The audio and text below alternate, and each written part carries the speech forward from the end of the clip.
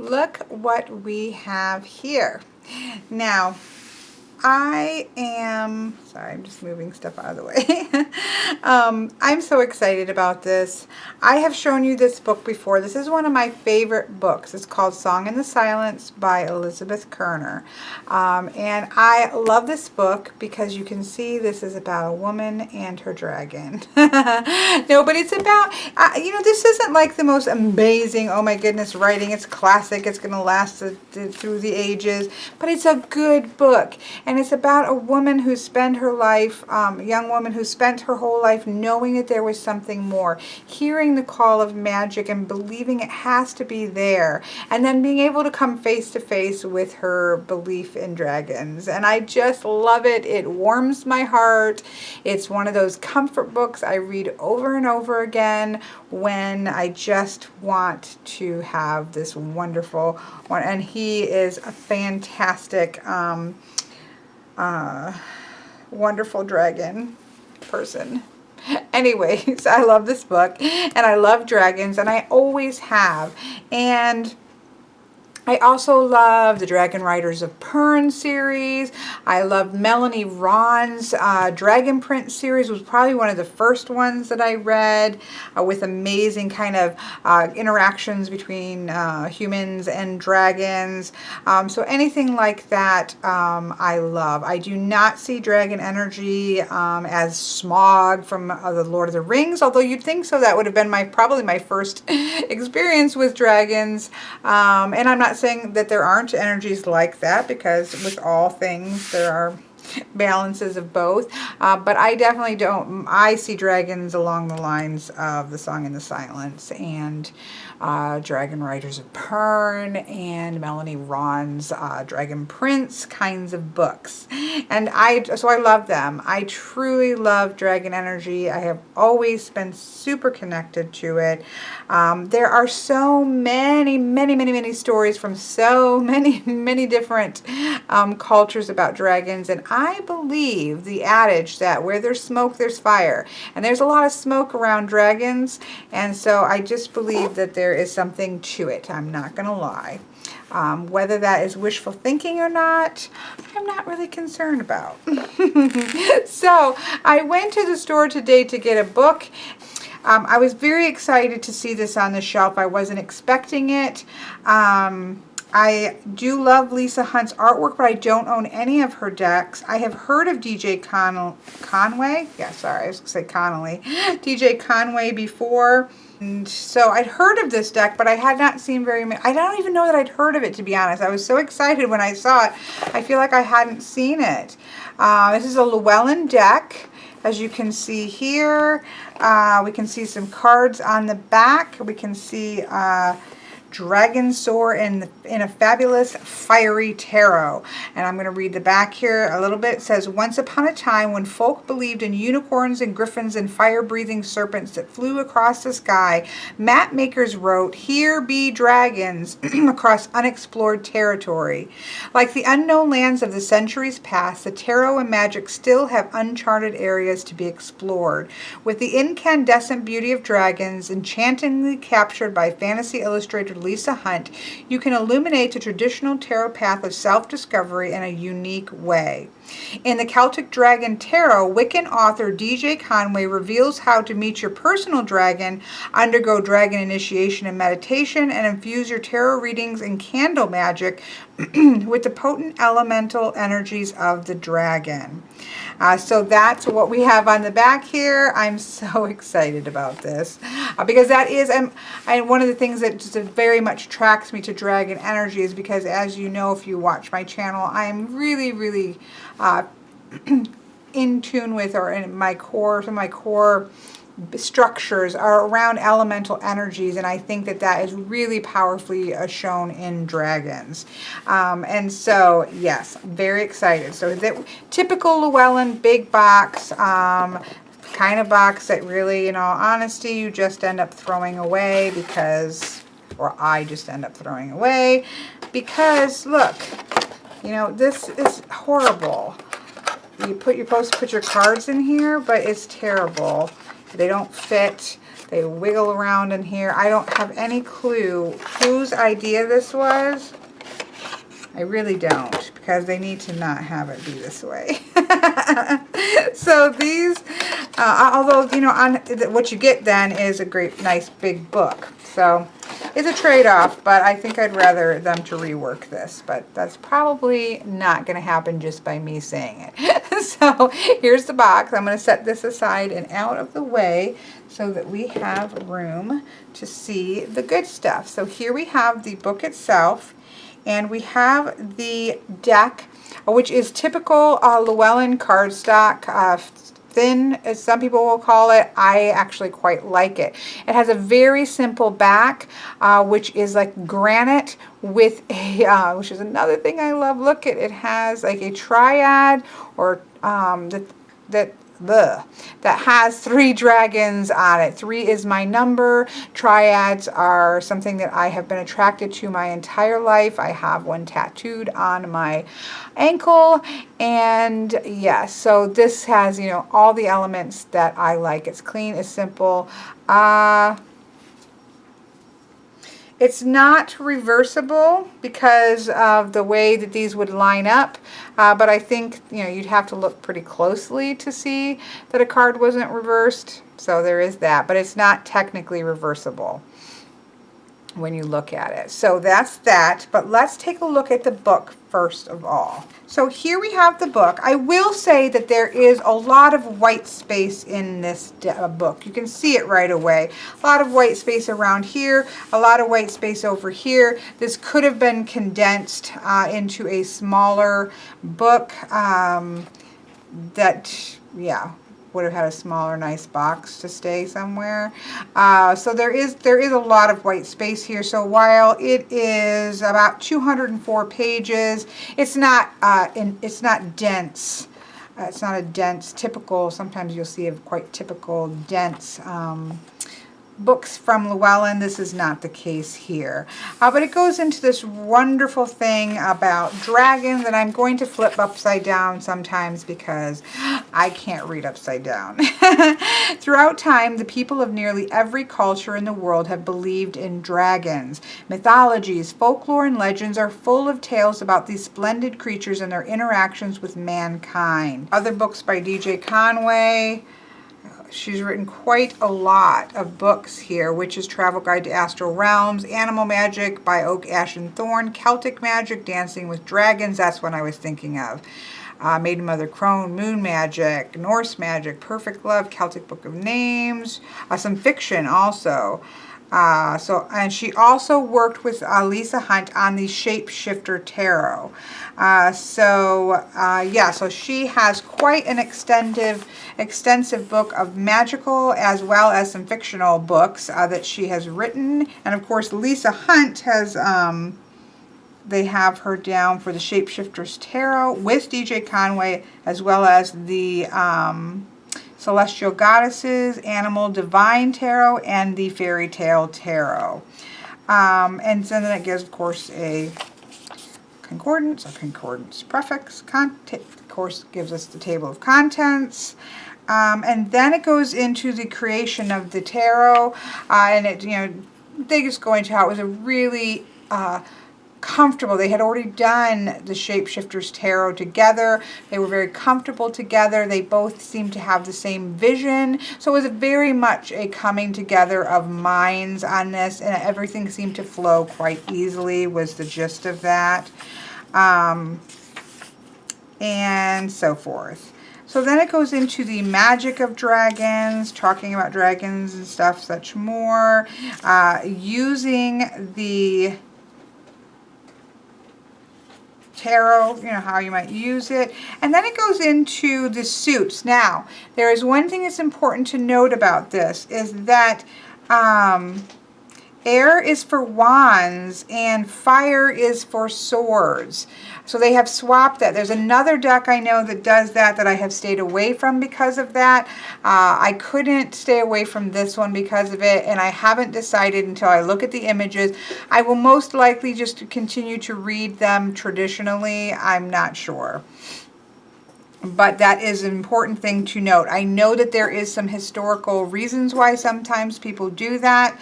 That association flip between wands and swords. But I definitely am an air for swords, fire for wands kind of person. But I had to go ahead and get this deck anyways, regardless. So one thing I do really like about this book is it locks in a list format, so you don't even have to flip through to the different books.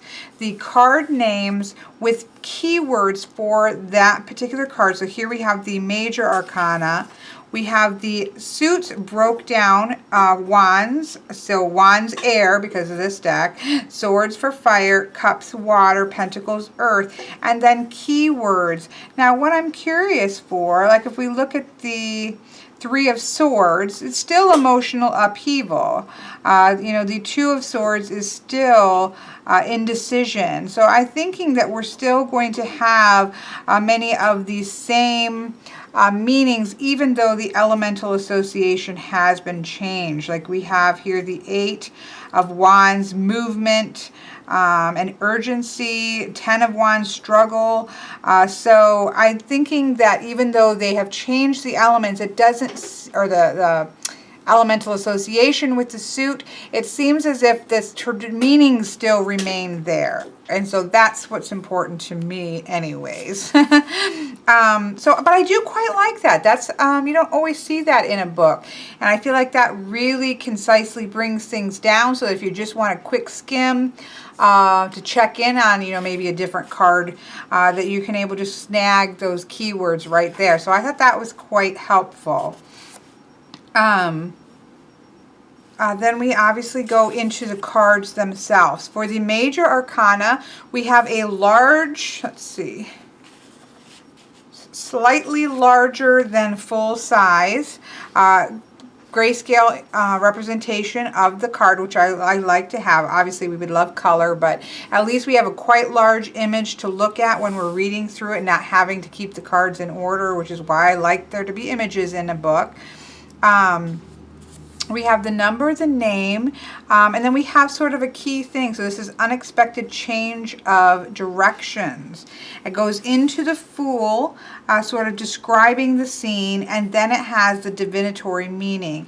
It is not giving a reversal here, but that's what we have for the major arcana. Let's see how the minor look to be the same. So like here's the King of Swords, and we have the same, you know, setup here.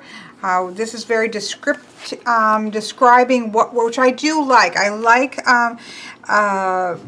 guidebooks that describe it so that if something is jumping out to me, I want to know why they chose it. So let's just read this because I love Kings of Swords. So we will read this one real quick. So right here, look, no.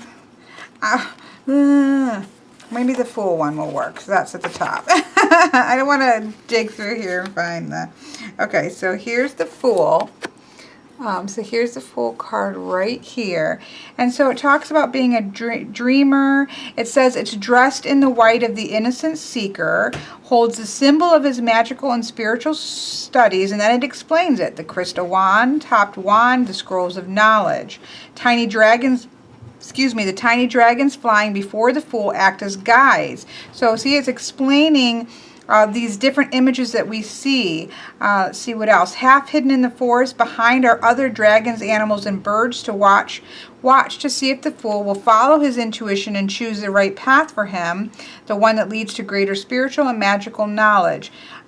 This spirituality is symbolized by the spirals seen on the rocks. So there are spirals etched into the rocks themselves, and it explains why that is the case. If the Fool allows the critical conscious mind to regain control, he will miss the correct path and wander off into the desert of materialism. So that's what I mean, is that it really describes, okay, he's got white cloak, that's important. He's got the tools for his trade in terms of the crystal wand and the scroll. He's got dragons leading him. We've got the creatures in the forest watching to see what he's going to do. We have the markings on the stones that if he's got his, you know, inner eyes open, he's going to be paying attention to. And so if something jumps out at me, so in a particular card, I can go to the guidebook. I know what the Fool means traditionally. So what I want to see in a guidebook is what symbols they've chosen to use and why. And so that is really important to me. And so I really like that aspect. So that's one thing I really do like about the guidebook there. Now, when we get past, obviously, all of the cards, we have the layout. So we have the spreads. We have layout for the Experienced Celtic Cross, which looks a little bit different. Expanded, I'm sorry, Experience. See, I can't read upside down. Layout for the Expanded Celtic Cross. I'm interested in this. I do actually love Celtic crosses, so I'll be interested to see the expansion that they do here. Here we have the influences of the elements. I am huge on the elements, 5-card element, and now the 10-card expanded that I learned from, I believe it was the Green Witch Tarot, that I quite love. This I'm really excited about because I've been doing past life readings of late, and this is past life present influences. So this is a 9-card past life and how it is influencing your present, which I'm quite interested to give that one a go. Here we have a path to a goal. So here we have goals, and it looks like we have some paths here. So we have that. So some interesting spreads, not a ton, but we have interesting. And then it goes on to some more dragon. So there are some candle spells, lots of, so some opening chants, closing chants, things and stuff, ways to use colors and the deck together with candles. So colored candles with the deck to do spells, healing spells, let's see, gaining creativity spell, blessing and healing of pets, let's see, getting things moving. What else? A healing, I think I already said that one. Change of luck, developing the psychic, to gain guiding dreams, a protection. So you would need obviously a lot of colored candles as well as different, and it shows diagrams with the different what tarot card they recommend along with the colors, and then things to say so the actual spell works. So there's quite a few of those going on here. And then there are some meditations in the back. I think that's the end of that. So that's the book. It's quite interesting. Again, I do think it could have been a smaller book just because we've got a lot of white space. But, you know, Llewellyn does a good job with books. Okay, and so now you can see we have what at first you think, oh, it's a full image, you know, on the card, but it's actually not. It has a soft, it's the same granite that's in the back of the card. It flips over to the side and is around it. It just has a faded in, it's not a harsh line border, but it's certainly definitely a border. I can't say right now how I feel about that, to be honest. Obviously, I would prefer that it be the entire card and not have a border. The other thing is because it's faded in like this, that makes it very difficult. What I would be, if this had been a hard line border, I probably would have done my typical cut up, you know, all around. That's going to be a little more difficult, although not impossible, and certainly wouldn't affect the back. So that's something I'll have to think about in terms of trimming. But I've never seen a deck with this kind of, almost a little bit gives it a dated look, but at the same time it gives it a look of being an inset in an old storybook, which is exactly why I like Lisa Hunt's work, is because it's not that I think, well, it's not going to sound right. It's not that hers is my favorite artwork. There's other artists that I will say, oh, this is just amazing, stunning, I love this artwork, like Will Worthington or something. but it's that sense that I just get a feeling from her art of being in an old book, and I just love it, and it's beautiful. It's very soft. This is definitely a soft in terms of color palette deck. And I think that's probably fairly typical of what I've seen of her artwork, is there's a soft look to it. It's not crisp, that is, but intentionally, and not that it's blurry. I'm not very good at talking about art, but so there we have it. We have at the bottom, let's see, is that the same on, yeah, so all of them are at the bottom, so that does make trimming possible. I'm just not sure how that will look, so we'll see. So here we have the Fool, and I've obviously already discussed some of that stuff going on here. We have the Magician as a woman, which I quite love. She has a book here of power. She also, again, has the 4 elements as we typically see with the Magician. We also have the a crescent moon at her neck on a necklace, which I love, and we can see these sort of spirit dragons along the back. So that's quite, and that is that is also what is on the cover of the book itself. So I do love that the Magician is a female. Obviously, as a female myself, I do like to see that. I mean, obviously, I also like to see a good blend of male and female energy in the deck itself. However, we have the High Priestess and the High Priest, and we have the Empress and the Emperor kind of paired up, and so the Fool and the Magician are almost in a way kind of paired up at the beginning, and the Fool was a male, and so now we have a female Magician. That works fine for me. I'm okay with it. It's okay. I don't mind if things are kind of shifted up a little bit, you know, as long as we don't completely disrupt the balance.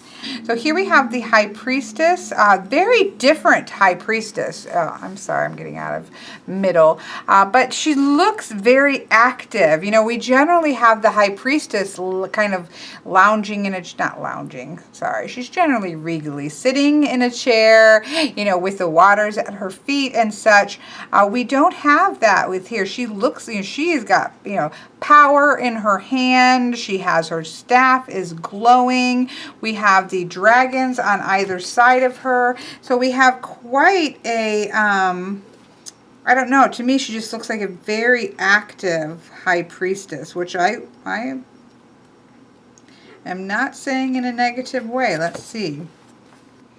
They also do a good job in the guidebook of tying them together. So for instance, with the High Priestess, they, you know, transition. The Magician has taken the important next step in her progress, that of initiation into the responsibility of a true magician. As High Priestess now, she has learned that each magician is responsible for any magic she or he does. She stands evenly positioned between a dragon of light and a dragon of chaos. See, this is a very important one, I think, to read the book, because look at where this information we're getting. Striving to keep perfect balance so that magical knowledge, spiritual growth, and life itself will be as positive and free of negative human emotions as is possible. There is a growing understanding of the need for both goddess and god, female and male, or positive and negative energies. We have the crescent moon on her forehead, so we still have that. We have the dragon of light and chaos, so these dragons kind of stand in the place of the pillars, so I love that. The wand is topped with a small personal dragon. Oh, and she actually has a crystal ball. So even though glimpses of future in the crystal ball may be startling, she faces the truth with calmness. I really like this card, especially when you're reading through the description of it in the book. So I already, with just a couple cards I've looked at with the book, I think this is going to be one of those that you do want to sit down with a book, because there's stuff that's put here on purpose to say something. It's not just art that they've drawn to represent the Rider-Waite-Smith version. They've actually put things in there for very specific reasons that we should take the time to look, it appears to me. So I like that. This, I think, is beautiful. Look at the Empress. This is hard for me. I'm not going to lie. This is hard because I can't look at it. But she does. She looks to be pregnant. She looks to be, she's holding, you know, berries. We've got the water at her feet. We have her really in connection with this dragon here. I'm sure the color of the dragon is also saying things. I know that that is the case.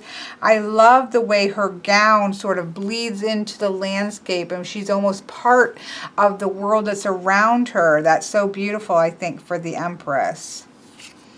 Here we have the Emperor. This in style, you know, sort of Renaissance-y, medieval, fantasy kind of style of the clothing, and even the cards itself is reminiscent to me of Tarot of the Old Path. It's not the same thing, but I have that kind of comes to me.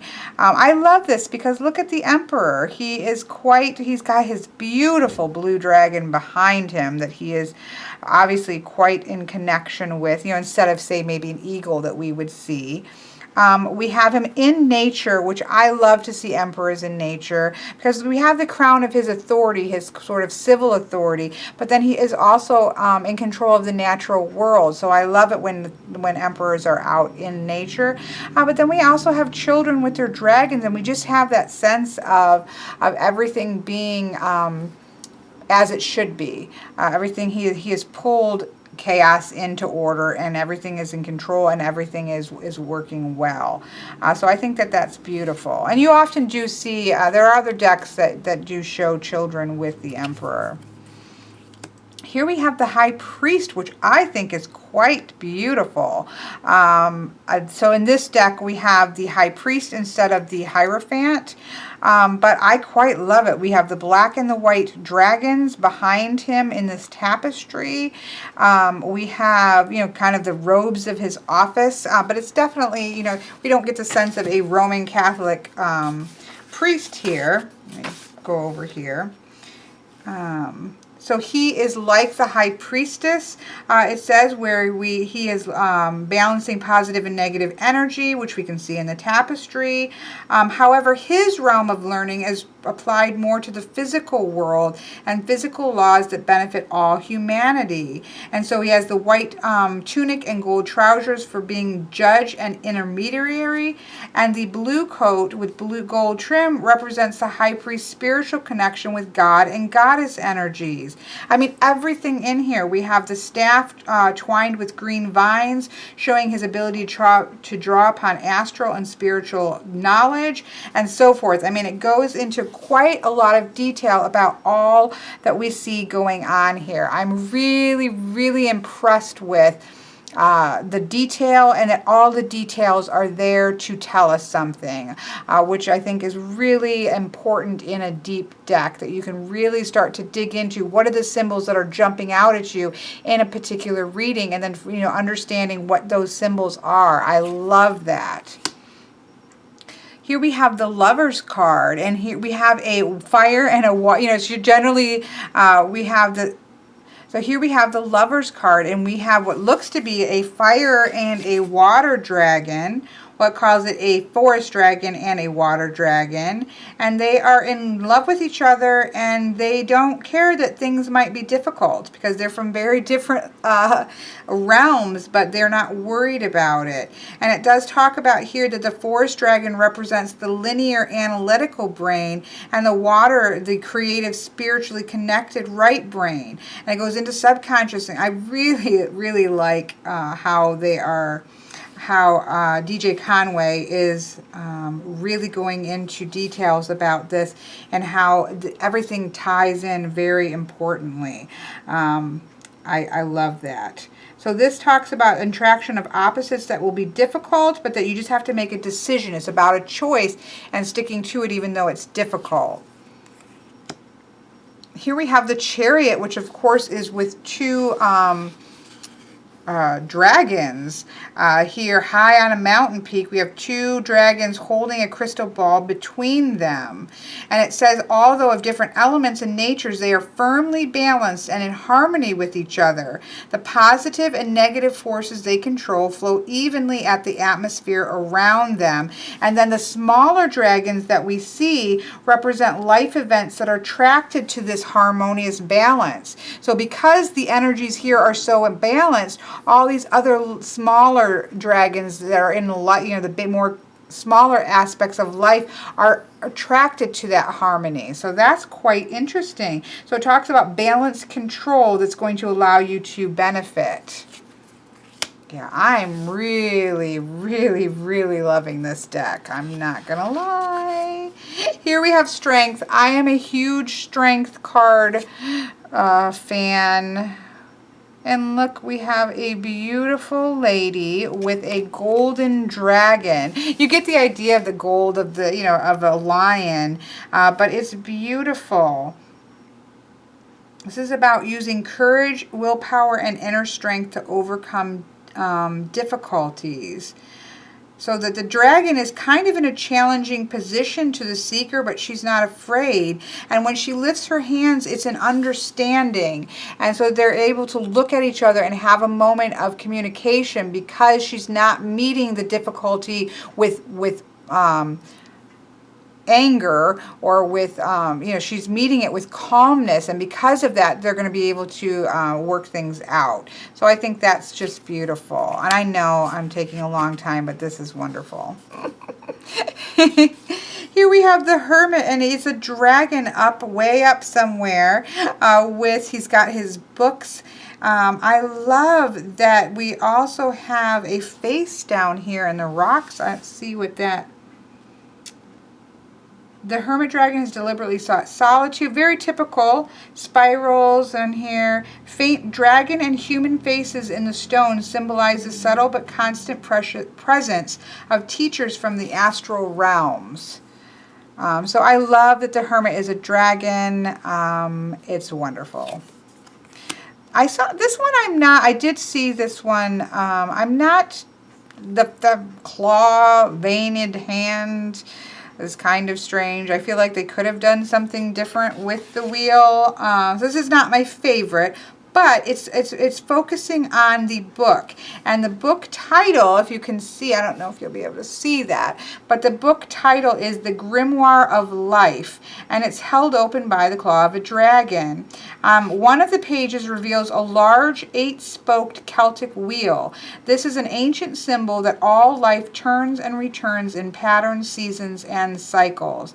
This symbolic message is repeated in the text that we see. The wheel turns, learn to ride with dragons. So I love that.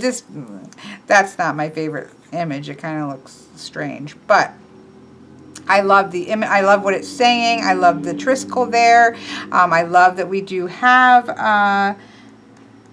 the Celtic wheel here and the message that it has. So I think it's fantastic. It's very readable, I should say. Then we have Justice. Look at that beautiful dragon. So we have a white dragon. It's got a crown on. It's got a scepter, so very regal. It has in its hand a scroll, which is a karmic records, and it's stern but majestic and is not going to be moved until the man and the woman who stand before it have heard the reading of their karma and the spiritual justice this majestic dragon will dispense. So it speaks of the dragon as being unbiased and pure, and that it is a subconscious part of each of us that subtly demands that we acknowledge and live by adherence to spiritual laws. So I just think it's beautiful. I think you can easily read Justice however you're going to want to read it. You don't have the scale. You don't have the sword. Obviously 8 is strength and 11 is justice in this deck. I'm sorry I didn't point that out. So we don't have the traditional look of Justice, but the purity and the unbiasedness of the color white is, and these people kind of standing and needing to hear their truths. Here we have the Hanged Man, which I quite love. We have definitely someone hung upside down with a bunch of dragons. So the divinatory meanings seem to be pretty consistent with the Rider-Waite-Smith, but they're just coming at it in different ways, which I think is quite stunning. Look at death. I read in the beginning where they talked about how well they seem to work together in terms of this deck, and that he really, or she, I keep calling the author he, I'm sorry. She had really envisioned a dragon that was a black dragon. Wait. Yes, a large dragon shedding its black skin and scales, emerging in a new identity of sparkling white. Its wings are spread in triumph, its head is thrown back in a roar as it completes a successful transformation. Out of dark, stormy clouds comes a bright beam of sunlight. So what was perhaps looked upon as a painful death or great loss has been revealed as a rebirth into something better. So we are actually seeing this transformative process here. So I love that. Look at Temperance. I think this is gorgeous. Normally you're seeing red and blues generally, but I love that the number kind of 3 is is included here because I'm a number 3. That's my person, or that's my person. That's my number. So these are 3 dragons in perfect harmony. One is blue, another is red, and another is green. Red is for life energies and sexual drive, green for productiveness of the mind, and blue the watery instability of emotions, and keeping these all into balance. And then it says that there is an elongated golden lemniscate or figure 8 of eternal life twining through the spinning circle of dragons. And that is to represent spirit. So that's quite beautiful. And the color really pops because everything else is rather muted. And then we have that very bold blue color. Here we have chains for 15, which I quite love. This would be for the devil. So we still have, a man and a woman, and they are in chains in a dungeon. But the dungeon is of their own making through ill-conceived actions and inactions, it says. It says that the spiritual light is shining on them, but they're so consumed with their own self-pity that they don't even see that freedom is here at hand. So I think that's quite interesting, and I actually quite like the name chains for the devil. Here we have the tower, which is gorgeous, very typical tower, just in terms of basic imagery, but with the dragon wrapped around it, I think it's stunning. I know I'm being very long. I love tarot and I love dragons. So here we have number 17, the star, and so here we have 7 dragons, kind of golden yellow dragons that are doing a dance with the stars. That is just quite beautiful. And again, I can't read all the descriptions in the book because it will take way too long, but it's just beautifully done. Now look at the moon card. Now I've done the last, I came back and started at 17 and did the last 5 cards and had not hit record. So I've seen all these last few ones because I'm having to redo it. But look at these 2 cards. Look at these, the sun and the moon. I just think these are vibrant and absolutely gorgeous. We have the moon doing a celestial dance here. It's got a very kind of Asian-inspired silvery dragon with a full moon. I'm a full moon. I mean, my energy intuitively for readings and things is at its absolute peak during full moons. So this just, yeah, I love this, but then just look at those energetically. Here we have a dragon that is so comfortable and calm in its power, that it's going in and out of the flares in the sun, and it's kind of painting magical emblems or things on the surface of the sun. It just reminds me of the power of, say, the Llewellyn Tarot, man on the horseback sun. It's the kind of sun I like because it's about power and control. It's about having gained power, and so you can rest in your happiness and in your joy because you've gained power and are moving forward to just to completion. You're coming towards the end of the cycle here, and so this should be very powerful in my opinion, and that's why I have a problem with so many sun cards. But I love this card, and these two together is awesomely wonderful. Love it. Then we have Judgment, which I think is quite interesting because we have a man who is laying in the bed. He's kind of in anguish over some karmic things it talks about. There's a lot of talk about the astral, and there's a lot of karmic, the idea of karma involved in this deck. And we have a dragon here who has the emblem around his neck signifying life, death, and rebirth. And he is in a position of healing and helping this man through coming to terms with his past decisions that are coming back to him to deal with some positive and some negative. But there is a sense of healing here rather than, say, the scary Taramuha angel who it looks like she's about to eat the poor people who are waiting for judgment to come. So I quite love the introduction to the sense that coming to terms with our past decisions brings about healing. So that's wonderful. And then we have the World. And look at this. We have sort of everything in balance here. Yeah, I quite love this. Two magicians, one male, one female, stand confidently with dragon-topped wands in their hands because they've completed their journey there. They've completed their journey from the Fool to the World. So we actually get to see people who have completed that cycle. And I like that we have a male and a female. It talks about all the elements that are in here. Everything is going well because you've gone through this whole process. So I just think this is wonderful, achieving the goals. And I love some of these brighter color cards, like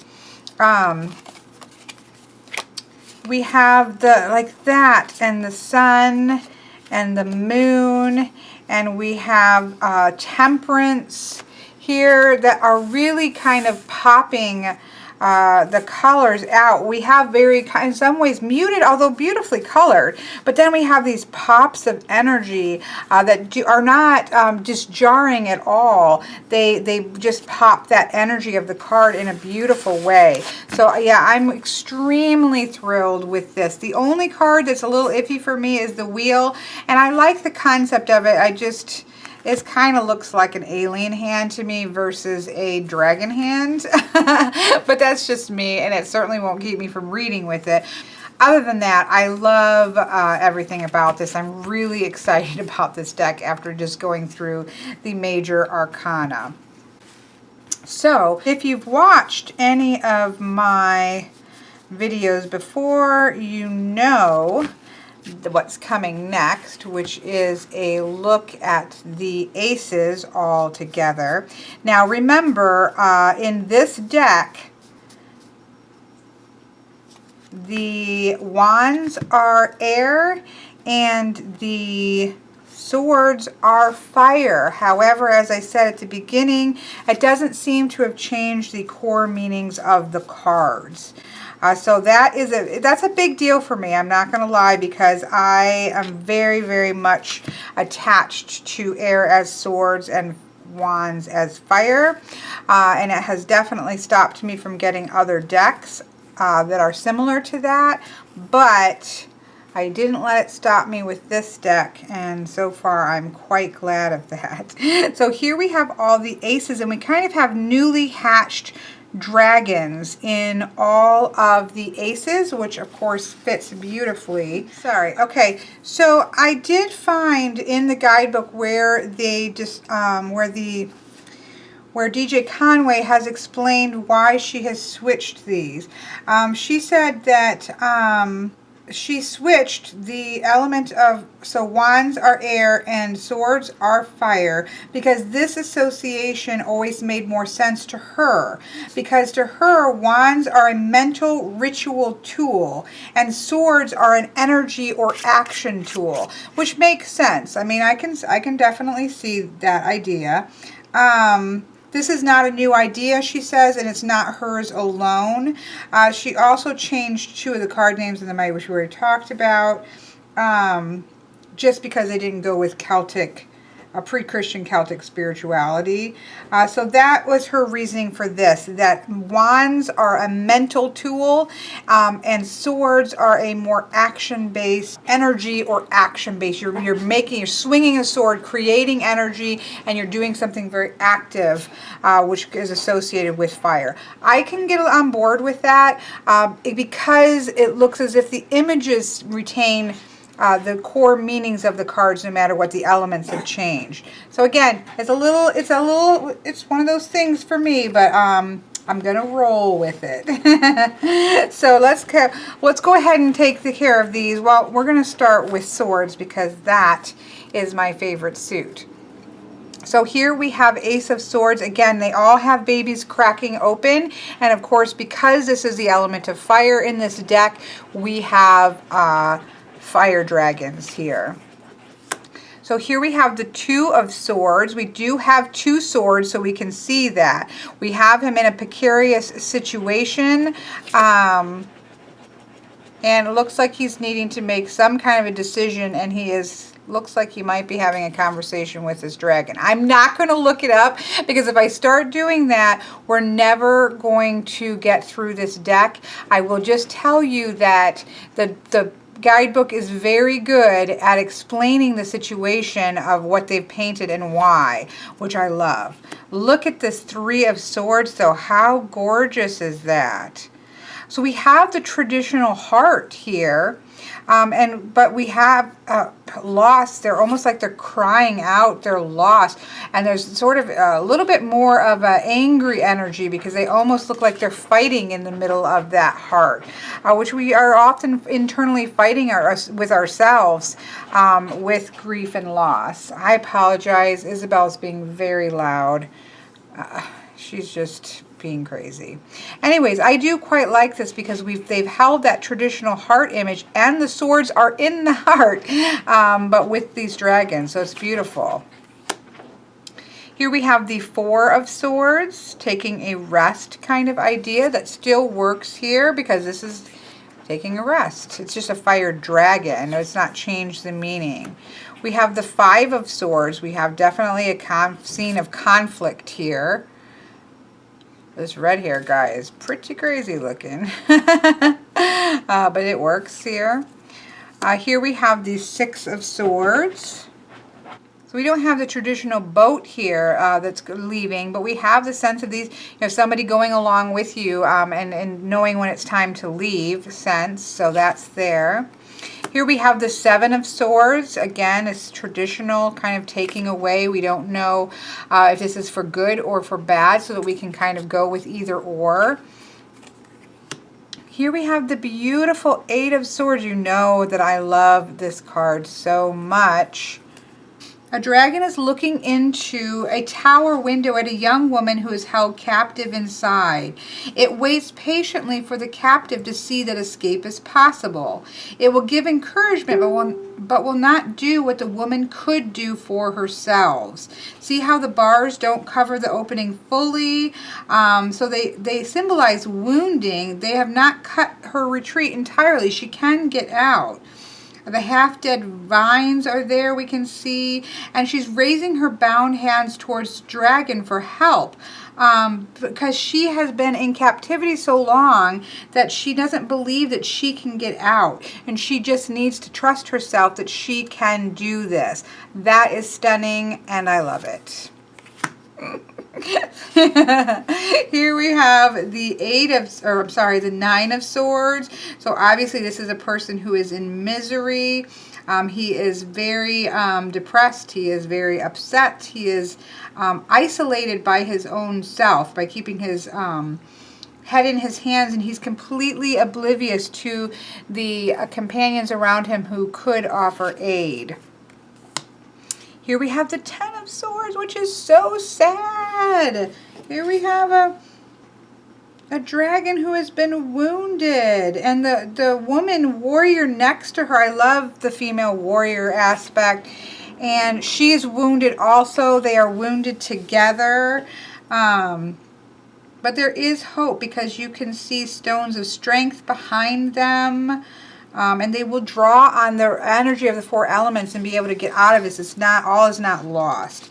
I love these swords on the ground, pointing towards them. It's just beautiful. Very beautifully done. I don't feel as if the fire element aspect here is interrupting the reading for me whatsoever. Here we have the Page of Swords. So we do have a young boy and we have a baby fire dragon. So how cute and appropriate. Then we have the Knight, who is much older. This is a woman actually, which I love. She is a warrior and she is on a fire dragon. We still get that sense of movement of being on a horse. Here we have the Queen of Swords, which is stunning. It's just, you know, different to see the fire coloring with the Queen of Swords, but again, it's nothing that can't be read, and she is a very powerful, this is a mature woman it talks about, who walks through a pit of fire with confidence. It reminds me of Rhapsody in one of my favorite books called, well, the first one's called Rhapsody, who walks through the center of the earth, and she's and there is a dragon in that book too. I just love dragons. Ah!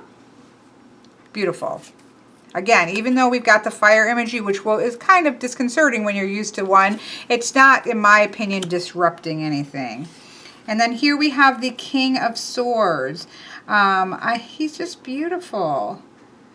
Suggests a powerful but stubborn masculine. Trust me, I know some Kings of Swords. I like Kings of Swords men, and yes, I think this projects the King of Swords quite well. Yes, wonderful. So I'm really happy with that. Again, as I know I already said, you know, the coloration might throw you a little bit, but as long as you're aware of it, I don't think it's going to affect reading whatsoever. So now we have the Wands, which again, we're going to have more of the air energy and blues here. But just think mental clarity in terms of, you know, creativity starts in the mind. Here we have the Two of Wands. The three, I just love this deck. I'm not lying. I am quite in love with this deck. The Four of Wands. It's very interesting because it's not overly celebratory as you often see with it, but I'm not going to go to the book because you guys are going to kill me. The Five of Wands. Here we have the Six of Wands. Ooh, look at that. The Seven of Wands. Look at her clothes. The Eight of Wands, all that, we still have the movement. They're kind of carrying the arrows. The Nine of Wands. The Ten of Wands. Look at, so you still get that sense. She's not burdened down like you often see with the Ten of Wands. The wands are actually up in the dragon's grip, but she's having to work hard to get to them. So we still have that sense of keep on putting one foot in front of the other and trying to get to, you know, reach your goal. Here we have the Page of Wands, a little girl. So we had a little boy in the Page of Swords. So the genders, I like this shifting genders. Here we have the Knight of Wands, who looks to be a male in this. It was a female in the Swords. The beautiful Queen of Wands. I love this because she's an older woman. I just love that, you know, that you can have the different aging. There was the Queen of Swords was older than the Knight, but was not as old as this. So we definitely, and of course I can't find it now, but we definitely have different age groups here. So I like that. And then here we have the King of Wands. Again, especially in the King and the Queen, not seeing that, you know, the wand fiery energy in these cards is strange. But I love the dragon. It looks almost like the dragon in the Never-Ending Stories face. But I quite like the cards, and I will easily be able to read with them. So I'm really, really happy with these cards. So here we have the Ace of Cups. Again, we have lots of water here, but we do have the baby dragons. Look at the Two of Cups. How gorgeous is that? Here we have the Three of Cups. This is about celebration, entering into a successful time period, a period of creativity.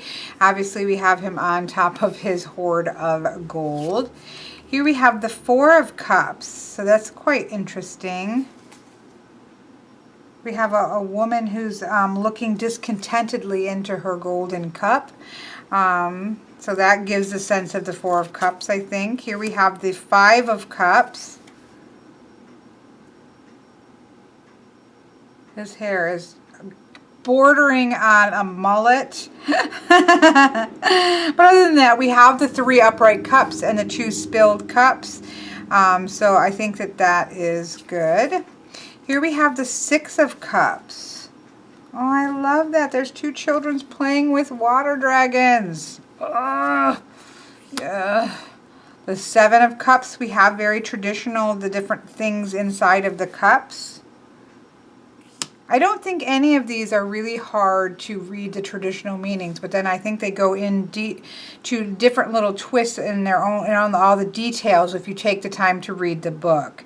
Here we have the Eight of Cups. I think that's beautiful. The Nine of Cups.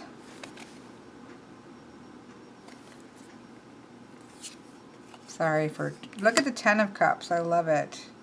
We have all the cups with rainbows coming out of it. And look at these wonderful, like, beautiful, like, salamandery water dragons. Here we have the Page of Cups, this adorable little red-haired girl. Here we have the Knight of Cups. Look at that. That's interesting. Because we actually have two figures on the Knight of Cups, which is not generally something that you see. A teenage boy is riding on a water dragon across the ocean waves. He's not come to the fullness of his magical and spiritual knowledge. The girl's face seen behind him represents his hidden feminine side. All humans possess both masculine and feminine energies within them, energies they must learn to balance for success in life. So that's quite interesting, because if you think about you know, cups and emotions often gets relegated to being a sort of female energy, and it's kind of, as the Knight of Cups, he's needing to come into balance with those energies in him. So that's interesting. Here we have the beautiful Queen of Cups. Oh, that's gorgeous. That's really pretty. Here we have the King of Cups. That's wonderful. Yeah, I like this deck. I like it. Here we have the Ace of Pentacles, all in trees, you know, where the other was at water's edge. We have a pentacle drawn there. Here we have the Two of Pentacles, kind of balancing two dragons and balancing on the thing. I love that. The Three of Pentacles. We've got little three different dragons up here. I'm being very good to not want to look everything up. Here's the Four of Pentacles. She is definitely, looks like she's being stubborn or something here. The woman has stolen the discs from the hoard on which the dragon sits. So this is different. This is about, again, about being money oriented, grasping onto physical resources and things such as that, and also should be something to do with stupidity, because you shouldn't steal from a dragon's hoard. Here we have the Five of Pentacles. Oh, look at this is a little bit different because we have 5 broken pentacles at the bottom. So there is a sense of loss, and they've lost even their connection with each other. They should be working together, and they're not, which is often what we see if we think about the people outside of the church and then the people inside of the church. Or sometimes we have one sitting away and other people off at a fire farther away from them. And so we've lost the connection, and there's no. So there's that sense of losing the connection, that when we're working together, we don't have people that are outside of the loop, so to speak. So there is this, even though we have 2 people walking together, they're lonely because that connection has been broken. So that's quite interesting. Here we have the 6 of Pentacles. Isabel's talking because I have taken away her toy that she was sitting next to me being loud with, and she wants it back, so she's complaining. Here's the 7 of Pentacles. Look. The 8 of Pentacles. Look at, looks like he's reading stories to them. The 9 of Pentacles. The 10 of Pentacles, look. Isabel. Here we have the Page of Pentacles as a young boy. Here we have the Knight of Pentacles. That still looks like a young woman, but it could be either or. Isabel, stop. Here we have the Queen of Pentacles. Again, quite a mature woman, which I love. And then here we have the King of Pentacles. Look at all that. That's a gorgeous throne. So there we have all of the cards. Again, I am quite, quite enthusiastic about this deck. So let's give this a good shuffle so you can take a look at it.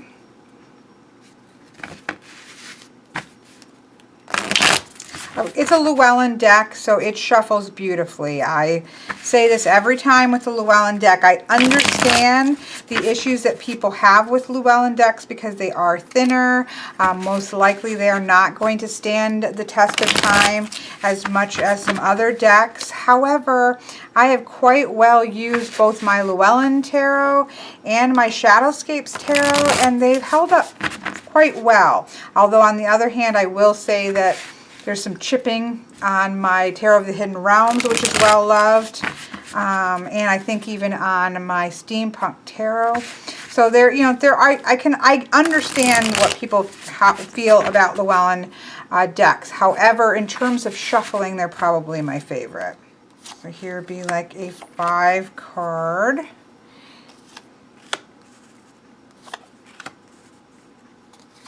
I think that you'll, at the beginning, need to pay attention because of you might be thrown off by the Queen of Swords being very flame-oriented and the Queen of Wands being very cool-toned.